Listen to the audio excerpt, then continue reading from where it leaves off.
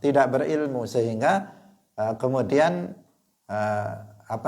Nabi berlaku lemah lembut terhadap A'rabi tersebut. Nah, setelah dia menyelesaikan kencingnya, baru Nabi memerintahkan kepada para sahabat agar mensucikan najis tersebut. Nah, para ulama sudah menjelaskan kalau masjid pada zaman Nabi kan tidak seperti masjid pada masa sekarang. Masjidnya ketika itu kan berupa tanah, bukan berupa tanah yang tidak seperti sekarang pakai keramik dan semacamnya. Sehingga ketika itu diambilkan tata caranya, diambilkan satu timba air, kemudian dituangkan di tempat yang terkena najis tersebut. Kalau sekarang misalnya seperti masjid-masjid atau musola kita pada masa sekarang ini yang berupa keramik atau diplester misalnya, maka kita melihat najisnya apa dulu. Apakah dia ainiyah atau hukmiyah? Karena dia tergolong sebagai najis mutawassithah, harus dibasuh dengan air yang suci mensucikan sampai hilang benda dan sifat-sifatnya. Kalau misalnya ainiyah, misalnya kencingnya di pinggir masjid misalnya, di emperan masjid dekat dengan pembuangan air, maka bisa tidak dihukmiyahkan terlebih dahulu, dibiarkan ainiyah, langsung disiram ke arah tempat mengalirnya atau tempat pembuangan air tersebut sampai hilang air kencingnya dan sifat-sifatnya, bau, rasa dan warnanya. Tetapi kalau dia misalnya kencingnya ada di tengah masjid, kalau begitu kencingnya masih ada kemudian langsung kita siram, maka najisnya akan merata ke seluruh masjid. Nah, sudah disiram begini, najisnya ke situ, disiram lagi ke sana lagi, disiram lagi ke sana lagi. Terus akhirnya satu masjid itu penuh dengan najis kencing. Nah, bagaimana tata caranya? Tata caranya yang mudah, yang paling mudah adalah dengan menjadikan najis tersebut menjadi najis hukmiyah terlebih dahulu. Bagaimana misalnya dengan dilap, air kencingnya dilap sampai hilang bendanya. Setelah itu dibiarkan sampai hilang bau, rasa dan warnanya. Setelah menjadi hukmiyah karena sudah tidak ditemukan lagi benda dan sifat-sifatnya, maka baru disiram satu kali, maka dia sudah menjadi suci. Nah, itu cara yang paling mudah untuk mensucikan masjid, musola atau rumah kita ataupun pakaian juga yang terkena najis ainiyah, dengan cara dijadikan menjadi najis hukmiyah terlebih dahulu. Nah, hadirin yang dirahmati oleh Allah Subhanahu wa taala. Dan dalam hadis ini juga menunjukkan mulianya akhlak Rasulullah Shallallahu alaihi wasallam.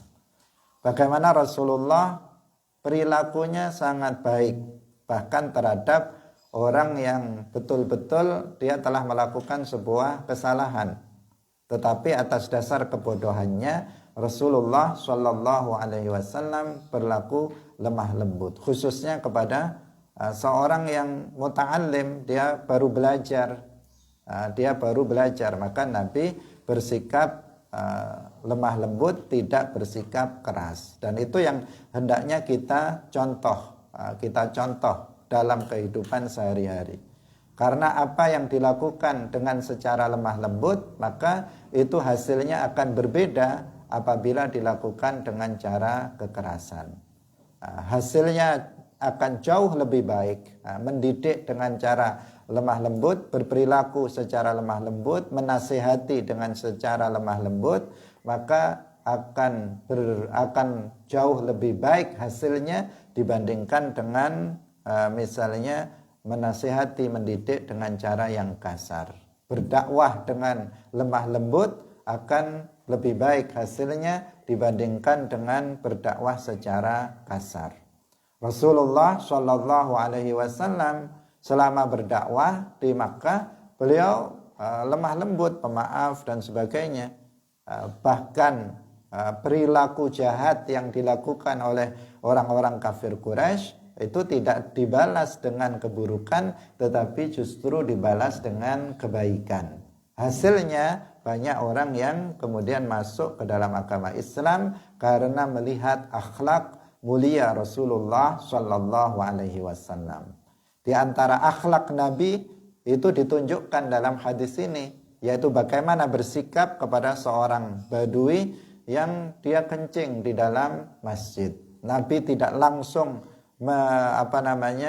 tidak berlaku kasar terhadap A'rabi tersebut, tetapi beliau berlaku lemah lembut, dan kemudian Nabi mengajari bagaimana cara untuk mensucikan najis kencing yang ada di masjid itu, kencing dari si badui tersebut.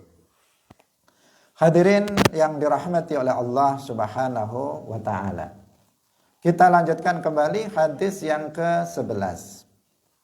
Wa 'an Ibnu Umar radhiyallahu ta'ala anhu qala Rasulullah sallallahu alaihi wasallam, uhillat lana maitatani wa damani wa ammal maitatani fal jaradu wal hud wa ammad damani fal kabidu wat tihal. Akhrajahu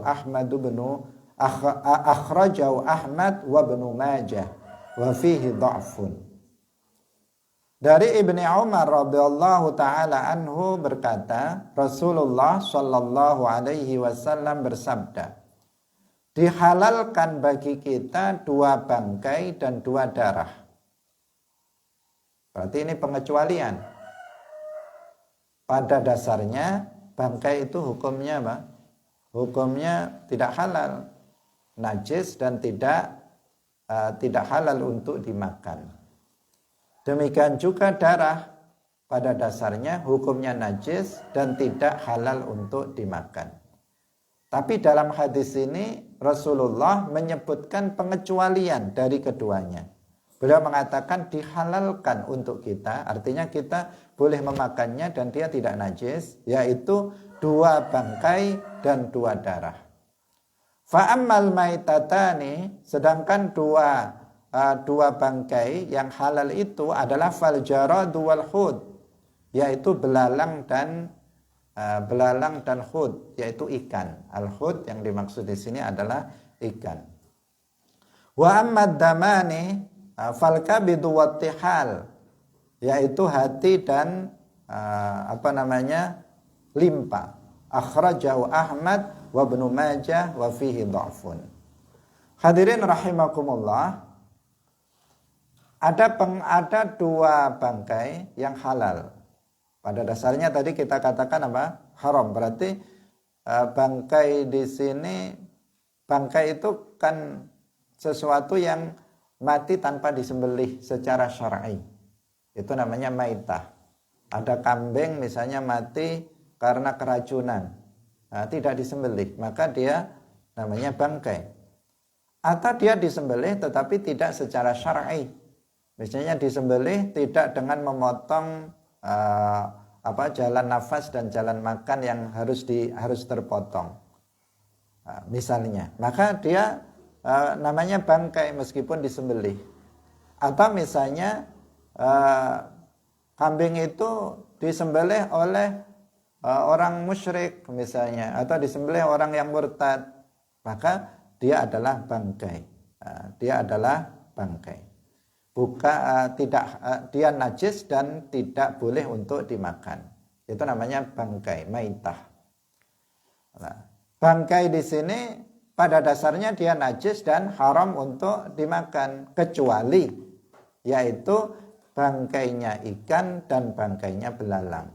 Nah, belalang itu kalau di sekitar kan jarang orang makan belalang, tetapi di daerah tertentu itu mereka belalang ini menjadi makanan favorit yang lezat yang mereka makan. Dan di sini bangkainya tidak perlu artinya keduanya tidak perlu disembelih seperti yang kemarin kita sebutkan. Misalnya kamu dapat ikan, oh kita sembelih dulu. Mana yang mau disembelih? Tidak disembelih dulu. Demikian juga belalang, meskipun tidak disembelih atau meskipun kita mendapatinya sudah mati, dapat ikan sudah mati, boleh untuk dikonsumsi dan tidak najis. Atau misalnya nelayannya yang menghasilkan ikan itu orang musyrik, orang murtad, misalnya orang nggak beragama, bukan masalah, boleh untuk dimakan karena bangkai ikan dan belalang itu suci dan boleh untuk dimakan. Meskipun bangkainya sudah lama, ikan asin sudah setahun misalnya baru dimakan misalnya, itu tidak masalah. Tetap suci dan boleh untuk dimakan. Kemudian darah, yang kedua adalah darah. Pada dasarnya dia najis. Darah yang ada darah kita, misalnya bahkan darah yang luka pada kita, misalnya di gigi kita ada darah, itu najis. Maka kita harus mensucikannya. Kalau darah najis di mulut, ya dengan cara kita berkumur-kumur, kemudian kita buang air bekas kumuran itu untuk mensucikan mulut yang terkena najis, misalnya najis darah. Tetapi ada darah yang dihalalkan untuk dimakan, yaitu al-kabid wat-tihal, hati dan limpa. Sering diterjemahkan seperti itu, hati. Kita kan sebagian orang senang makan hati ayam atau hati kambing. Sebagian orang mengatakan nikmat, lezat. Itu kan darah. Itu hukumnya halal. Demikian juga limpa yang lebih banyak darahnya itu juga halal untuk dimakan. Dan ini adalah pengecualian dari bangkai dan ikan. Hadis ini secara khusus mengecualikan hal-hal tersebut untuk halal dimakan. Hadirin yang dirahmati oleh Allah Subhanahu wa taala. Kemudian kita lanjutkan lagi hadis yang berikutnya, tetapi ini membutuhkan waktu karena masih ada 2 hadis lagi. Sementara waktunya sudah tinggal beberapa menit. Untuk itu kita cukupkan sampai di sini. Insyaallah hadis yang ke-12 dan 13 kita jelaskan dalam pertemuan berikutnya. Semoga bermanfaat apa yang kita sampaikan pada hari ini. Barakallahu fikum wallahul muwaffiq ila aqwamit thariq. Wassalamualaikum warahmatullahi wabarakatuh. La ilaha illallah. Allahumma salli ala sayyidina Muhammad wa ala alihi wa sahbihi wa sallim. Rabbi ghfirli wa liwalidayya wa lil mu'minina wal mu'minat.